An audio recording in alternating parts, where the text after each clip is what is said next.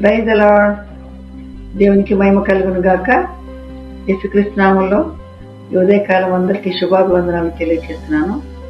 ఈ నూతన దినాన్ని బట్టి దేవునికి స్తోత్రములు. దేవుని వాగ్దానాన్ని జ్ఞాపకం చేసుకుందాము. కీర్తనల గ్రంథము 128 2వ వచనం. నిశ్చయముగా మీ చేతుల కష్టార్జితమును అనుభవించదము. ఈ యొక్క వాగ్దానము దేవుడి దినం మనకిస్తున్నందుకు దేవుడికి మహిమ.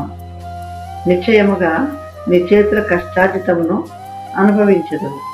ఈరోజు చాలామంది కష్టం చేస్తుంటారు, కానీ ఆ కష్టానికి వచ్చిన సంపాదన, ధనం కానీ ఏదైనా సరే వారు అనుభవించేటట్టుగా ఏం కనపడట్లా.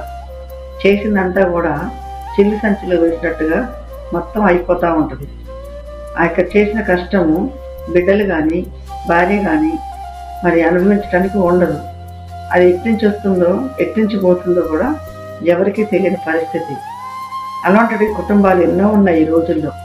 చాలా కష్టపడతారు, కానీ కష్టపడ్డంత ఫలితాన్ని వారు చూడరు. ఎంత చేసినా ఏ ప్రయోజనం లేదమ్మా అని ఎంతోమంది చెప్పి బాధపడుతుంటారు. అటువంటి వారికి దేవుడు ఒక మంచి వాగ్దానం ఇస్తున్నారు. దేవుని యందు నువ్వు విశ్వాసం కలిగి ఉండి, దేవుని యందు నువ్వు భయభక్తులు కలిగి ఉంటే దేవుడు అంటున్నాడు, నిశ్చయముగా నీవు నీ చేతుల కష్టార్జితమును అనుభవించదవు. అర్థమవుతుందండి? మన చేతుల కష్టార్జితమును మనం అనుభవించాలంటే దేవుడు మన కష్టాన్ని చూస్తున్నారు. హల్లెలూయా. ఆయన చూసి మనకు ప్రతిఫలం ఇచ్చే దేవుడు అయినాడు. కాబట్టి ఇది మొదలుకొని నువ్వు చేస్తున్న కష్టానికి ప్రతిఫలంగా వస్తున్న ప్రతి కూడా ధనము కానీ అది ఏదైనా సరే నువ్వే అనుభవించినట్లుగా దేవుడు దాని మీద ముద్ర వేస్తున్నాడు. దేవునికి స్తోత్రం. ఆరోగ్యమును, ఆయుష్ను ఆయన ఇచ్చి మనం సంపాదించుకున్నది మనము మన బిడ్డలు అనుభవించడానికి దేవుడు తన కృపను మన ఎడల చూపిస్తున్నాడు. దేవునికి స్తోత్రం.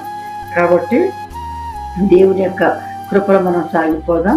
మనం చేసుకున్న కష్టార్జితమును మనము అనుభవించినట్లుగా దేవుడి సహాయాన్ని కోరుకుందాం. దేవుడి మాటలు దీవించిన గాక. ఆమేన్. కలుగుసుకుందాం. పరిశుద్ధమైన తండ్రి, నీకు వందనాలు. ఏదైనా మీరు మాకు ఇచ్చిన వాగ్దానాన్ని బట్టి మీకు స్తోత్రములు.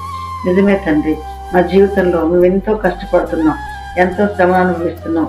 అయినప్పటికీ తండ్రి, మేము నాయన మా యొక్క కుటుంబాలు తండ్రి, మా బిడ్డలు నాయన తండ్రి ఏమీ లేని స్థితిలో పేదరికంలో మేము ఇంకా జీవిస్తున్నాం. కారణం తండ్రి అయా మాకైతే తెలియదు నాయన. కానీ ఈరోజు ప్రభువా నీ మీద ఆధారపడి నీ వాగ్దానం మీద